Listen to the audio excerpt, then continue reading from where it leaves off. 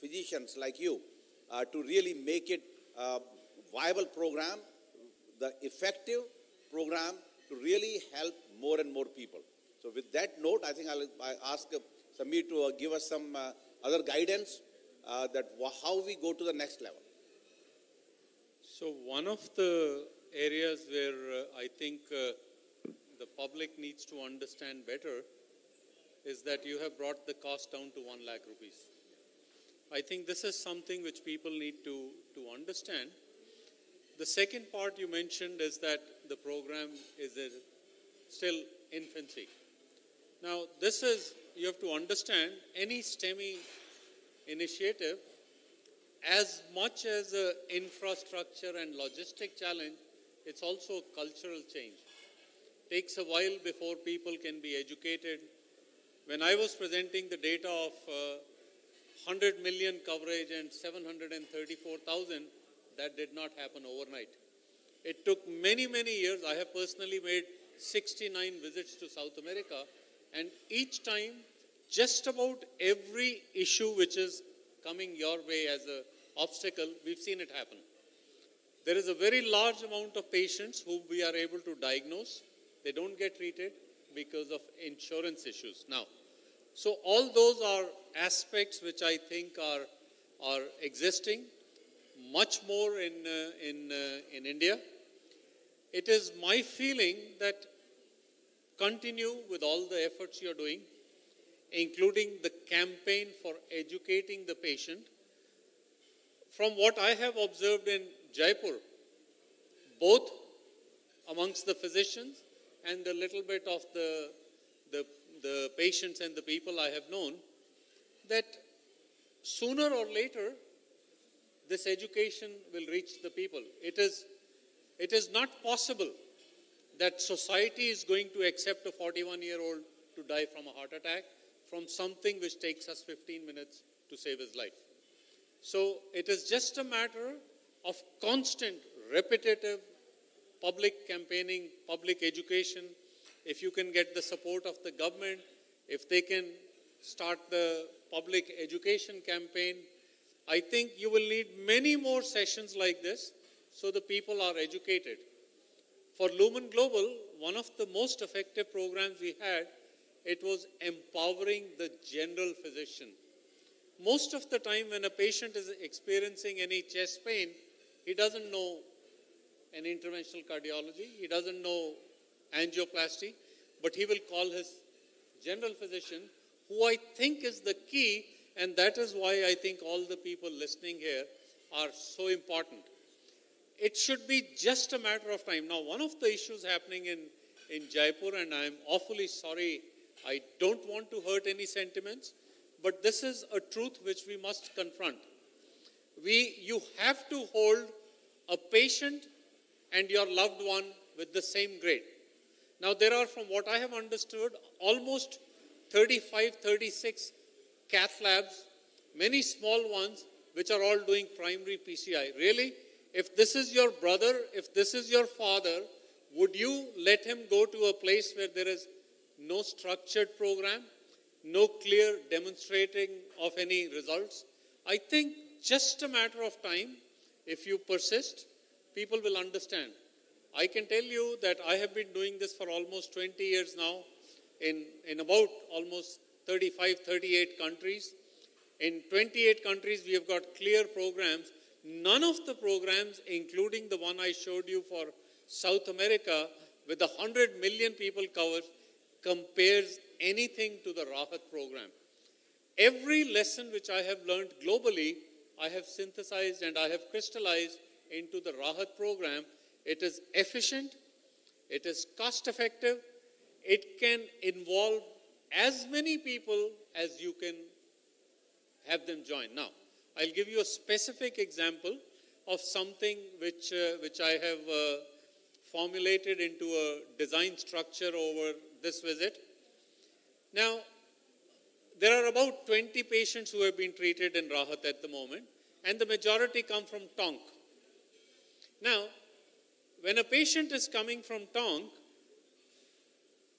almost you'll realize that when you do more and more heart attack management, one of the most critical determinant is ambulance availability.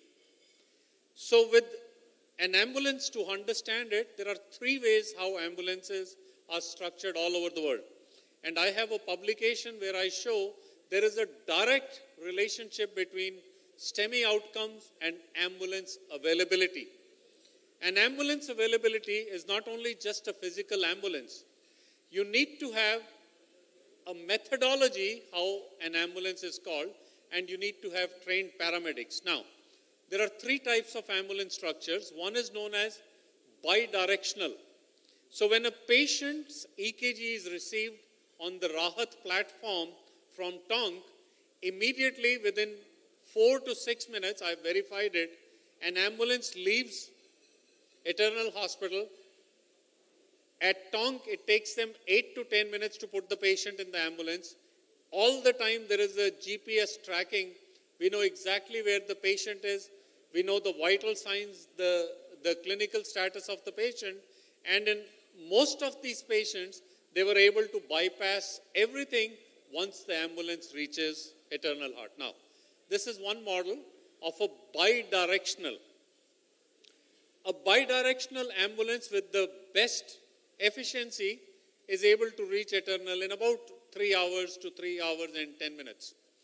Now, the same way, if you expand and look at a place like Ganganagar or some other areas, now the rough area distance is about 4.5 hours one way.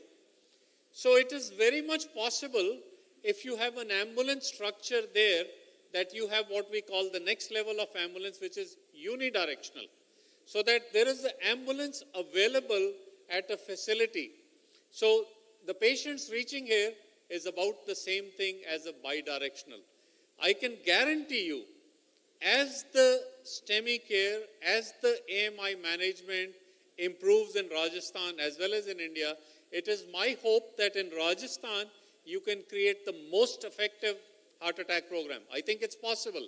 It's possible because, first of all, the telemedicine structure which we have created is so innovative that it can be expanded very rapidly.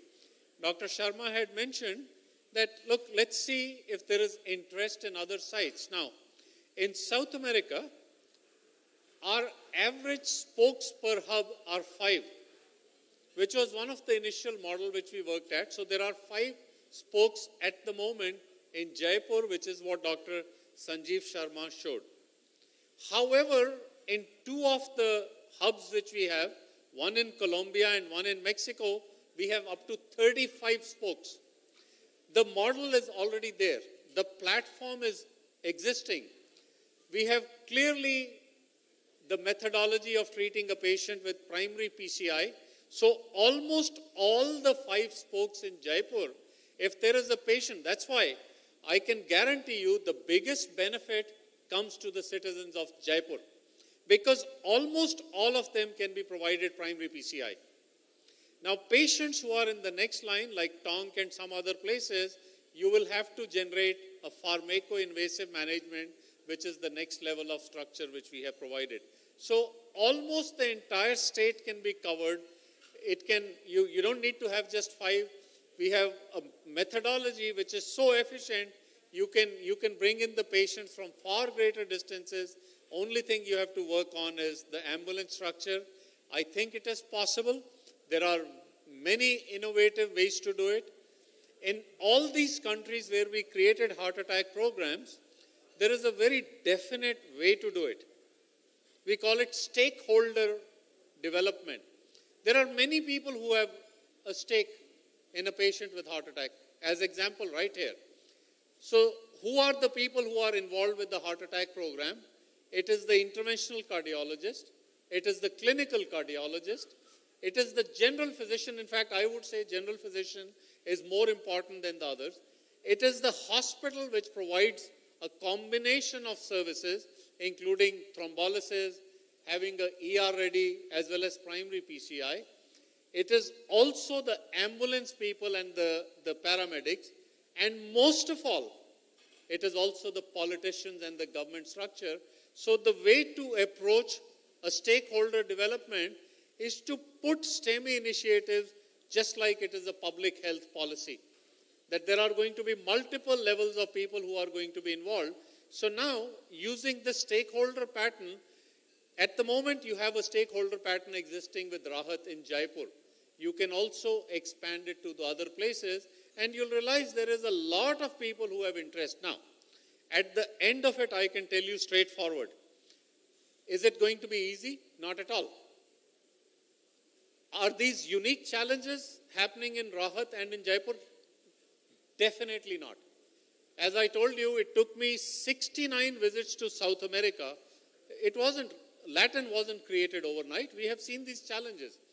They are slow, but at the end of it, I make the same statement. It should bother us. It should bother all of us in this room. It should bother our conscience that a 40-year-old in Jaipur is dying of a heart attack because we did not. And I'll give you an example, and then you'll understand. I made the same statement at the Lumen Global meeting in 2013. In the audience was one of my classmates where we graduated together at Delhi University. And he sent me an email a few days later. He says, Samir, I had known that you've been doing good work in heart attacks, and I came to meet you. I am a pediatrician. I don't understand this. I didn't actually, when I sat in your meeting, I didn't even see why I should have been there. He says, last week my brother had a heart attack. And everything which you told us, everything which you were trying to tell us happened true. We had no idea where to take my brother. Eventually he was taken at a place that had no specialization to give either thrombolysis or do primary PCI. He says, finally we made some calls because I was a doctor. The patient was transferred to Escorts Heart Institute and he died that night. Okay, so why are we waiting for that to happen? Do you think all of us are immune that we are physicians, we are not going? Almost all of us. This is going to affect all of us. It may happen, if you're unfortunate, it will happen to you or your loved one at the age of 30, 40.